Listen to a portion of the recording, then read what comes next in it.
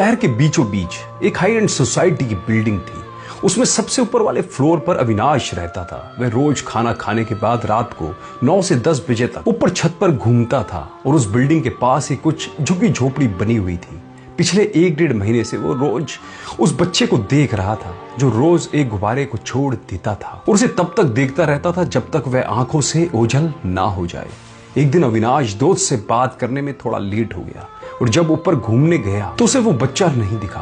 अविनाश ने ऊपर देखा कि कहीं गुब्बारा उड़ता हुआ दिख जाए तो उसे वो गुब्बारा पानी की टंकी में अटका हुआ दिखा। अविनाश समझ गया कि यह उसी बच्चे का है और उसने सोचा कि उस गुब्बारे को निकाल कर उड़ा दूं और वह टंकी पर चढ़ा। उसने देखा गुब्बारे पर कुछ लिखा हुआ था। अविनाश उसे पढ़कर बेचैन सा हो गया। उस पर लिखा था कि हे ऊपर वाले, मेरी माँ की तबीयत बहुत खराब है और उसके इलाज के लिए किसी को भेज दे। मेरे पास इतने सारे पैसे नहीं है। यह पढ़कर अविनाश को रात भर नींद नहीं आई।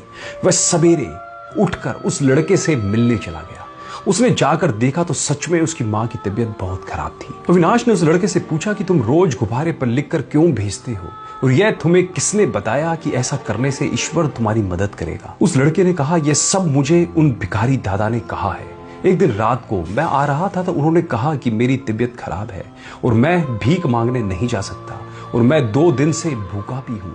क्या तुम मुझे खाना खिलाओगे? तो मैंने उन्हें खाना लाकर दे दिया तो उन्होंने कहा कि बेटा, तेरे मदद ऊपर वाला करेगा। मैंने पूछा, वो सच में मेरी मदद करेगा क्या? उन भिखारी दादा ने कहा, जैसे मेरे लिए उसने तुझे भेजा है ना, वैसे ही तेरे लिए भी वह किसी को भेज देगा।